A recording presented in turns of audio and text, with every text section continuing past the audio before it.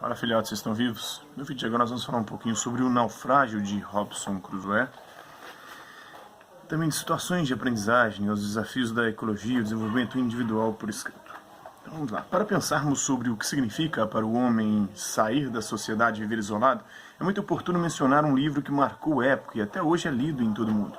Daniel Defoe publicou A Vida e as Estranhas e Surpreendentes Aventuras de Robinson Crusoe, marinheiro de York, em 1719. O que nem todos sabem é que, para contar as aventuras de Crusoe, Defoe se inspirou em uma história real, a de um marinheiro escocês chamado Alexander Selkirk, que, após entender-se com seu capitão, desembarcou por livre escolha em uma ilha do arquipélago Juan Fernández, a 600 quilômetros da costa chilena, onde viveu entre 1704 e 1709. Há um aspecto importante na história de Selkirk que devemos reter em vista da nossa classificação entre os casos de afirmação do homem sobre a natureza e os daqueles que buscam isolar-se do restante dos homens por sua livre escolha, como se procurassem dissolver a fronteira entre a natureza e a humanidade.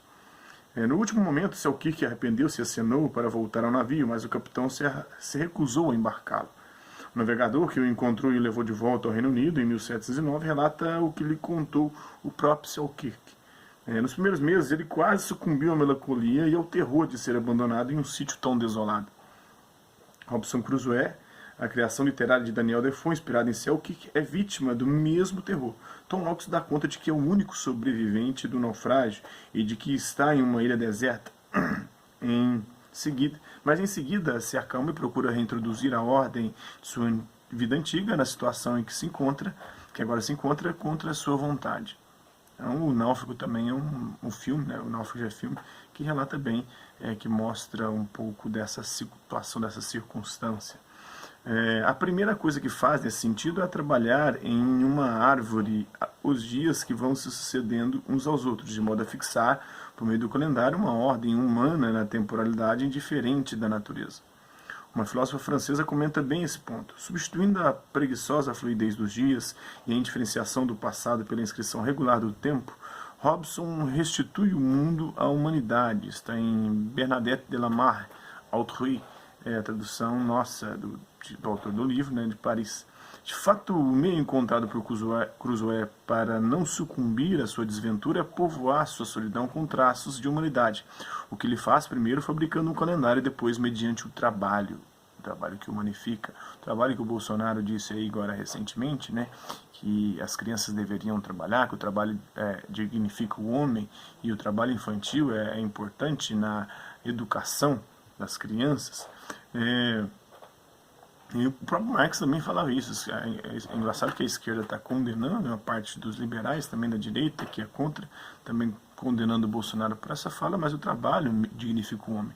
Não é esse trabalho formal, esse trabalho que a gente entende, esse trabalho legislado pelo Estado, mas o trabalho enquanto a transformação da natureza em benefício do próprio homem. Você poderá se indagar qual, afinal de contas, a importância de construir uma casa, decorá-la com algum mobiliário, qual é a utilidade de cultivar uma horta, fazer um cercado, organizar um rebanho, acumular provisões, quando, no final das contas, Crusoe bem poderia passar sem isso, sobrevivendo modestamente das dádivas asseguradas pelo clima e pela vegetação da ilha em que se viu lançado. Os povos indígenas viviam dessa forma. A noção de trabalho para ele não é como a nossa, nem é como a da pós-revolução industrial, que eram jornadas de até 16 horas por dia, mas um trabalho dos índios era exclusivamente para sobrevivência, não era para acumular riqueza, para trocar, para manter comércio, era um trabalho para sobreviver. E aí eles tinham muito mais tempo de lazer. E aí entra o Domênico do Mas e fala, sabe, do ócio criativo, esse tempo livre para poder criar, fazer coisas diferentes. O trabalho é aquilo que é repetitivo, que é transformando a natureza em nosso próprio benefício para o nosso próprio sustento. Então, mas o ponto é exatamente esse. A vida, ao menos tal como ele a entende, não se resume à simples sobrevivência. O cultivo da terra já ia além da mera sobrevivência, é ultrapassada pela cultura. Tem uma gravura do frontispiece da primeira edição de A Vida e as Estranhas e Surpreendentes Aventuras de Robinson Crusoe. Mas essas duas coisas, no calendário e o trabalho, serão suficientes para habitarmos o mundo da cultura? Crusoe fez seu calendário, ordenou o espaço humano e começou a chamar a ilha de sua ilha. Contudo, passaram-se mais de 2 décadas até que ele encontrasse um outro rosto humano. Assim prossegue o romance. Um nativo de uma ilha vizinha, fugindo de uma tribo inimiga da sua, é salvo por Crusoé de seus perseguidores. Ele o acolhe e o batiza de sexta-feira, o dia da semana em que ocorre o encontro. O silêncio solitário em que viver até ali finalmente fora rompido. Ele me disse algumas palavras, as quais, porém, eu não pude entender, ainda assim foram-me muito agradáveis, sendo o primeiro som de uma voz humana que eu escutava por mais de 25 anos.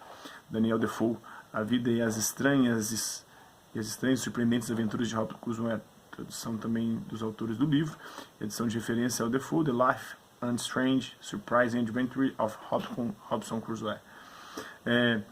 Esse acontecimento é decisivo. Percebe-se na narrativa de Defoe como o retorno de Crusoe à humanidade, de que fala Bernadette Delamarre, ao assinalar a importância do calendário, completa-se apenas no instante em que ele passa a se comunicar novamente com outro ser humano.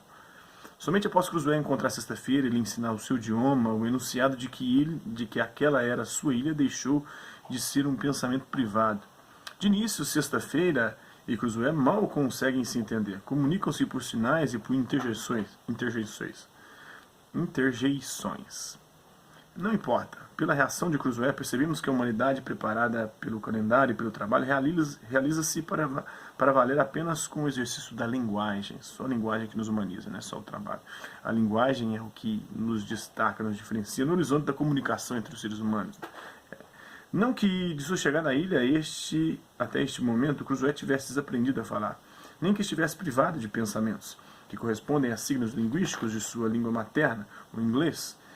Antes de encontrar sexta-feira, Crusoe podia repetir a si mesmo, por exemplo, que estava em sua ilha.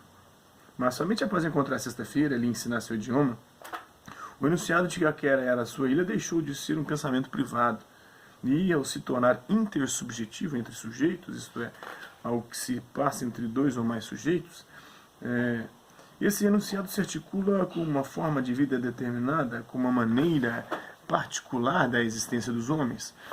No caso de nosso romance, essa existência é marcada pelo afeto que os une em sua desventura e também pela hierarquia entre Crusoe e Sexta-feira, o nativo que admite sem questionamentos que a ilha é de seu patrão.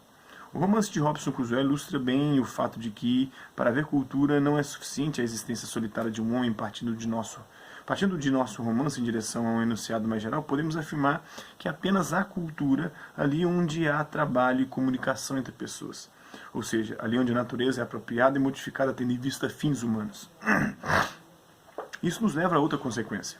Se é assim mesmo, então também toda a comunidade humana é produtora de cultura, pois o que torna um conjunto de homens uma comunidade, por mais simples que seja, é a troca simbólica que os indivíduos pertencentes a ela estabelecem entre si, os valores que partilham, a maneira como interagem com o meio. Para Robinson Crusoe, sua vida na ilha ganha definitivamente a forma da cultura apenas quando ele, ao encontrar a sexta-feira, reproduz os valores de seu modo de vida anterior na Inglaterra. Observemos, porém, que Sexta-feira dispunha de uma cultura precedente e compartilhava com seu povo. Ao se deparar com Crusoe, ele abandona docilmente seu modo de vida anterior e se submete aos ritos da cultura de que seu senhor é portador. Sexta-feira, por assim dizer, troca um modo de afirmação sobre a natureza por outro que corresponde ao de Crusoe. Vamos agora extrair conclusões do percurso feito até aqui. Vimos primeiro que a cultura representa uma afirmação dos seres humanos sobre a natureza. Onde há cultura, a natureza é modificada e apropriada pelos indivíduos conforme fins de ordem simbólica, não apenas biológica. Mas o fato de que haja cultura não significa que a natureza desapareça. Os seres humanos, embora sejam vetores da cultura, nem por isso deixam de pertencer ao reino natural. De modo que toda cultura, como afirmação humana sobre a natureza, também corresponde, em certa medida, a uma afirmação dos seres humanos sobre o que neles é natureza, o que neles mesmo é natureza. Assim, a cultura, além de modificar o meio natural em que se encontram os seres humanos, também corresponde a uma intervenção simbólica permanente dos seres humanos sobre si mesmos. De acordo com o mito grego, ao roubar o fogo dos deuses e presenteá-lo aos humanos, o titã Prometeu tornou possível a passagem da natureza à cultura. Muitas questões atuais se agrupam sob essa perspectiva. Por exemplo, a ecologia dá origem a um discurso muito presente nos dias de hoje, e procura nos advertir sobre o fato de que nossa forma de civilização pode ameaçar o equilíbrio biológico do planeta. Muitos ecologistas afirmam que corremos sérios riscos de produzir catástrofes que poderiam ser evitadas se os fins buscados por nossa civilização fossem reconsiderados à luz do que se designa um desenvolvimento sustentável. Muito antes deles, mais de mais de um filósofo assinalou que, a depender de como é exercida, a afirmação do ser humano sobre a natureza pode ser prejudicial à natureza de que também é feito o próprio ser humano. As conclusões acima dizem respeito a um primeiro grupo de reflexões levantado pelo nosso tema. Nós examinamos um segundo ponto importante. Vimos também que há maneiras diferentes de os agrupamentos humanos se afirmarem sobre a natureza.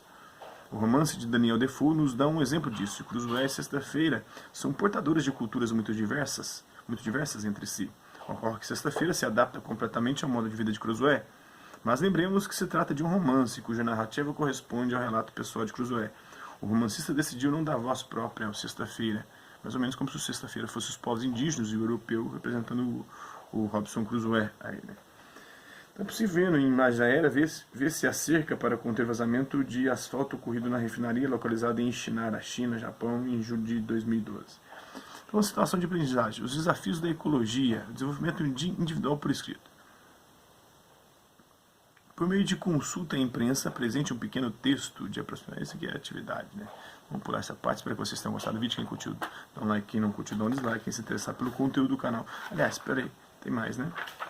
Isso nos leva a outra conclusão relativa não mais à oposição geral entre natureza e cultura. Trata-se agora da questão representada pelo contato e embate entre as diferentes culturas. Você verá que, ao tomar Sexta-feira como um indivíduo destituído de civilização própria, a ser civilizado, Cruzoé opera numa noção etnocêntrica da cultura, colocando a cultura europeia como centro, como referência. Então, a noção só reconhece como válida a sua própria forma de se afirmar sobre a natureza.